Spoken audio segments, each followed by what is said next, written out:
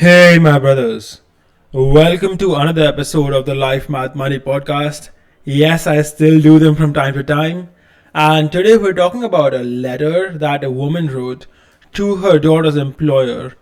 Now, this woman's daughter has died from work related stress. The letter doesn't actually say it, but it seems like she died of a heart attack. The woman's daughter was 26 years old and she was working at a firm called EY for the past 4 months.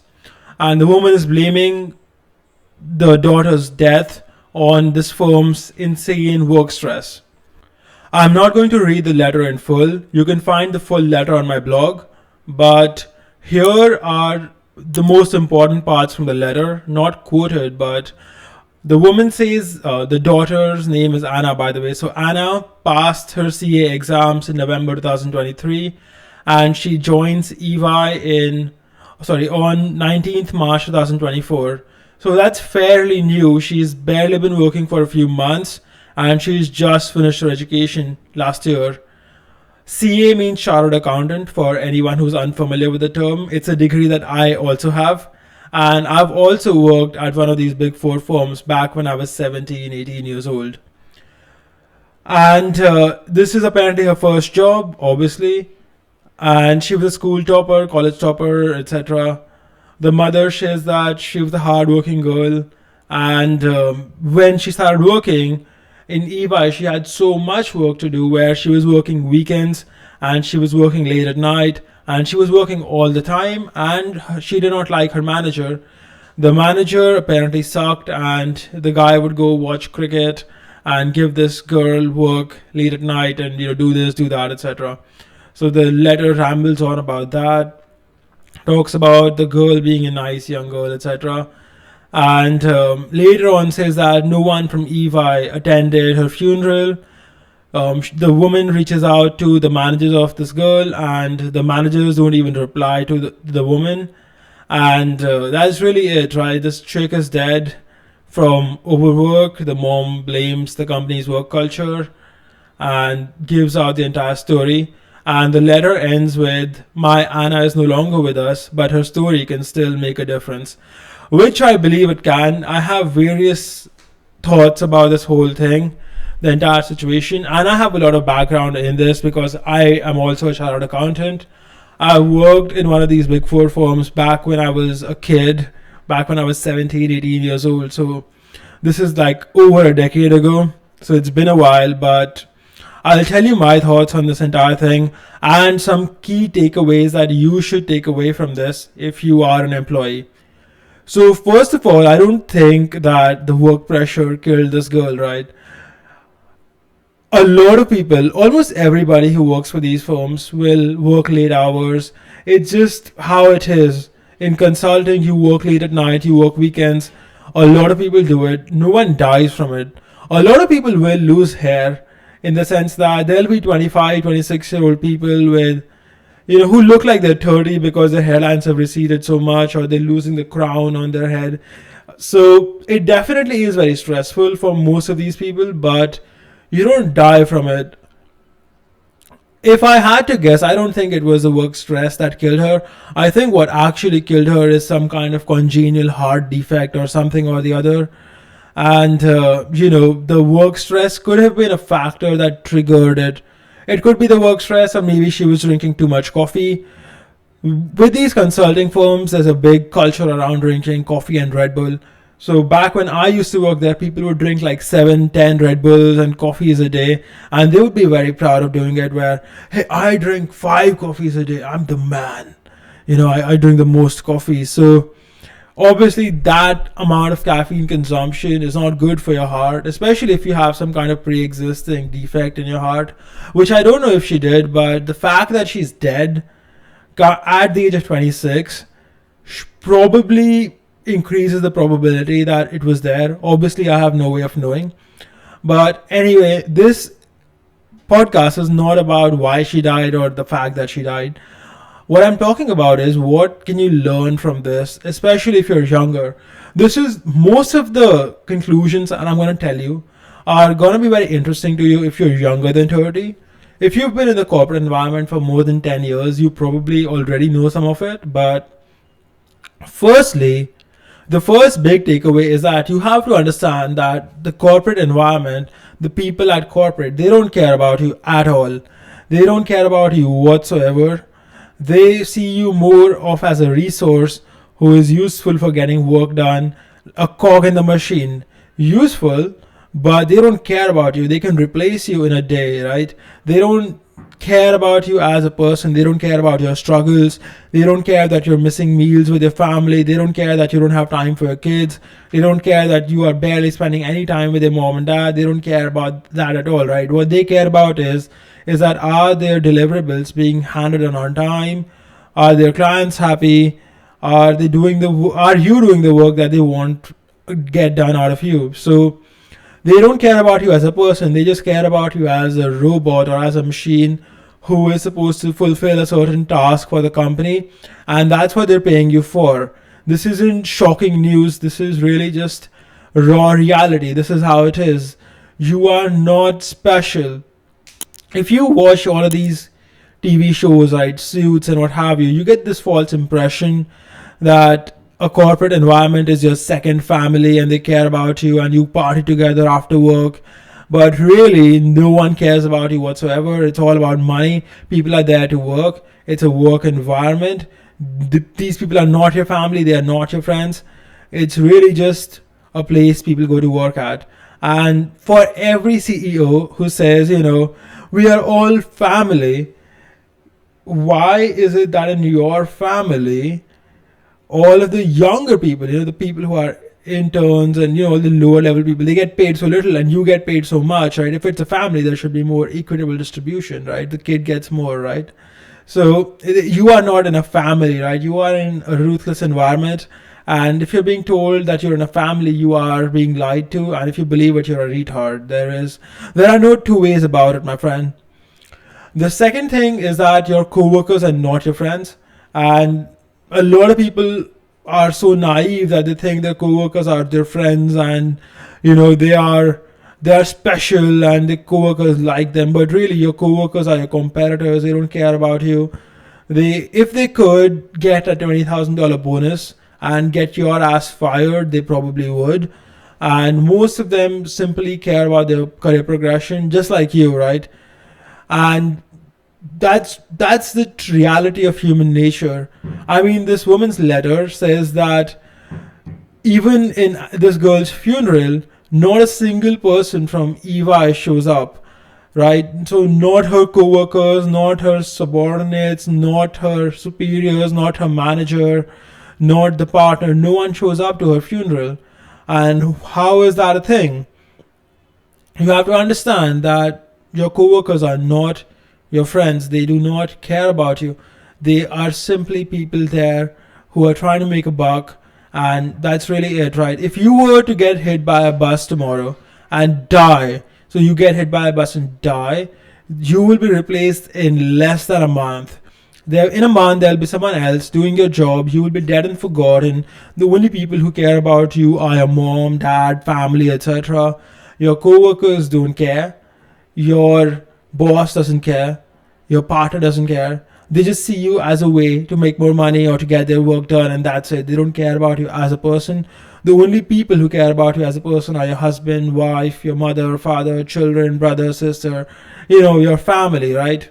So a lot of people who prioritize corporate goals over their family, you guys are retarded, my friends. You guys are stupid.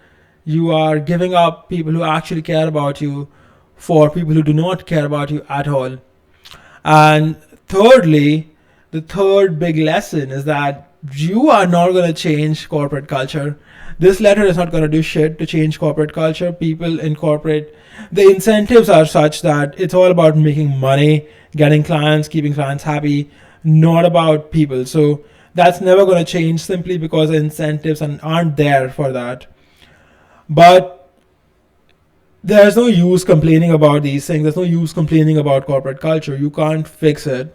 What you can do is you can escape it, and the way to escape it is to make money from your own business, to start something of your own, And the best way to do that is from the internet. Now, I'm not gonna sit and tell you do this business, do that business, but it's fairly simple. You can figure it out. Making money online is not difficult. It's not any crazy thing. You're not trying to figure out how to start a rocket company or something. It could be as simple as starting a YouTube account, or starting an X account and monetizing it, or writing articles on a blog, or learning how to code and starting a SaaS company or e-com or anything. It's not difficult. You can just see what other people are doing, try to mimic it, try to see what other people are doing and learn from it, etc. There are lots of people who will sell you a paid course, and to be quite frank, I think you should buy them if you are serious about it, but you don't have to buy them. It's not mandatory. It just makes it faster. And that's really it. So here's the thing, right? Back when I was in a corporate environment, back when I was in a big four firm, I remember I was a kid, right? I was a 17, 18-year-old kid. I don't even remember which year it was. And I remember looking outside the window, and this was, after like 17, 18 hours of work, I was looking outside the windows and I saw a few crows fly.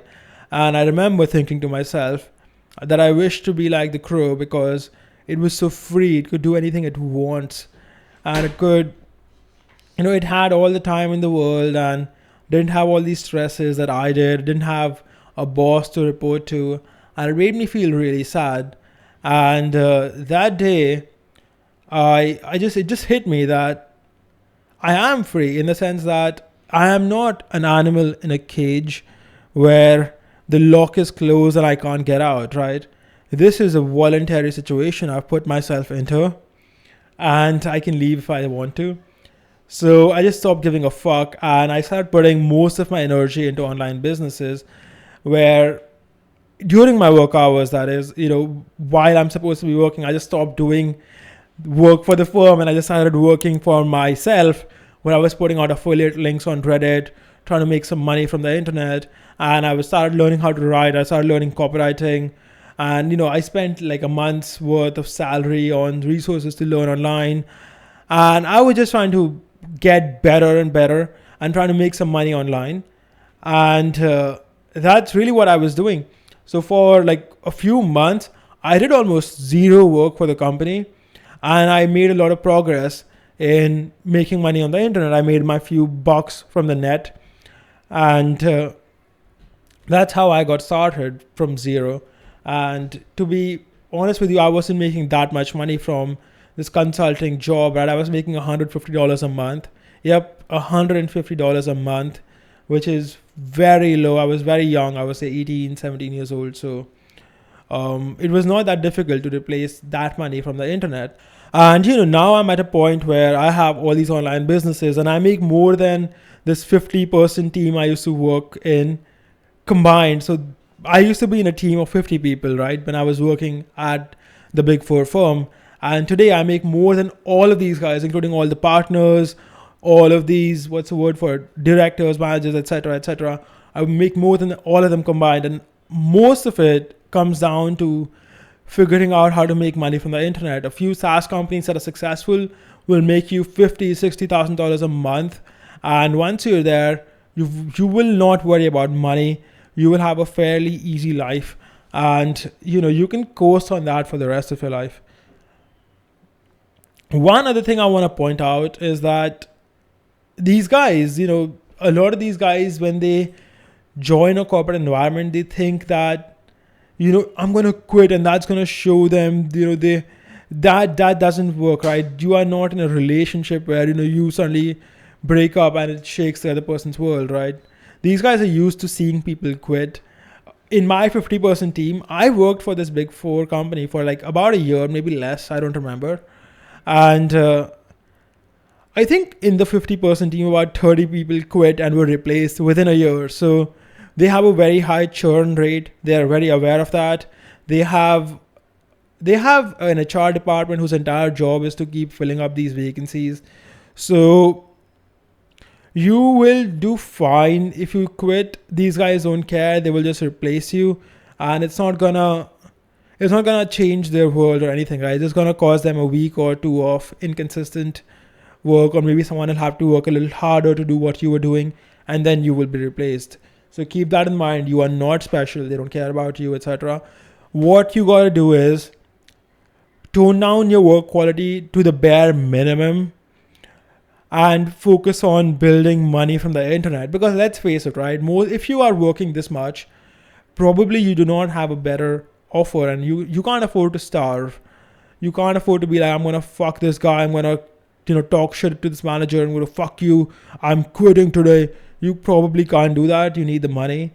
I would recommend, honestly, just reduce your work quality significantly to the point where you are doing the minimum amount of work possible to stay employed, while at the same time you are also working on some kind of online business, anything, any kind of online business, and making some money from it.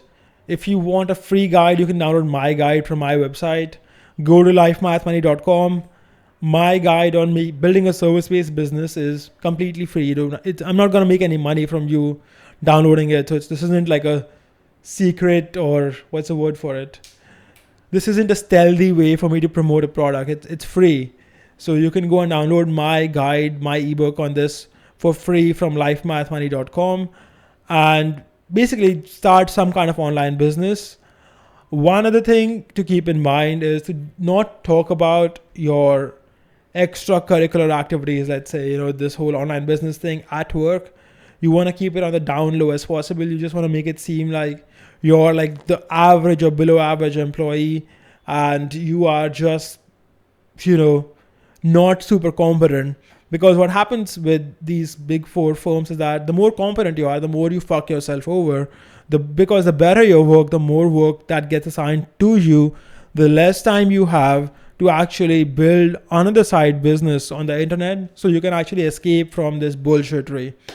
So keep your work quality low, put in the reps, keep your work quality high on the internet, right? On the internet, put in your best effort, put in your best mental capacity. But for your employer, do the bare minimum and escape from this slavery, because that's really what it is, right? It's slavery.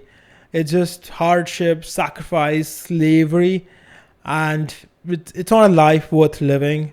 At least it's not a life that I wanted to live. I quit. I didn't actually quit. I was kind of, it got to a point where I was working so little that no one even knew what I was doing at the big four firm. And they would ask me, like, so what are you doing? And I would just lie. I would just tell them I'm doing that manager's work. And when that manager would ask me, what am I doing? I would just lie, I'm doing that person's work. And I wasn't doing any work. I was just working on my online business. I wasn't doing any work for them at all. I was just taking the money and building my online business. And that's quite frankly the advice I will give to you as well. Even though you might think it's unethical, but it is unethical, but fuck that. Who cares? Do you want to be free or do you want to be a slave? It's your choice, my friend. So there you have it. That's another episode. If you guys liked it, leave a comment, subscribe, rate, and read the blog. If you want to read the full letter this woman wrote, you can find that on my website. It's at lifemathmoney.com/EY. And I wish you the best, whatever path you take.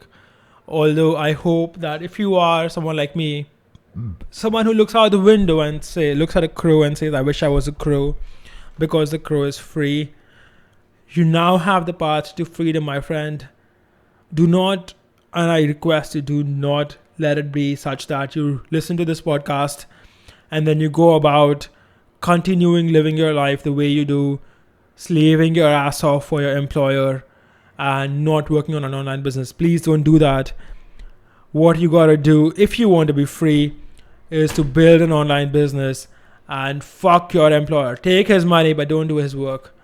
And make him feel like you are doing something. Don't get fired. Just keep taking his money. Bleed out, get laid off.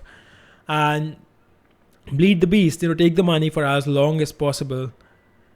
And be okay. Live a good life. You aren't living for an employer. You have to live for yourself. The employer doesn't care about you, so why do you care about the employer? And see you and have a good day.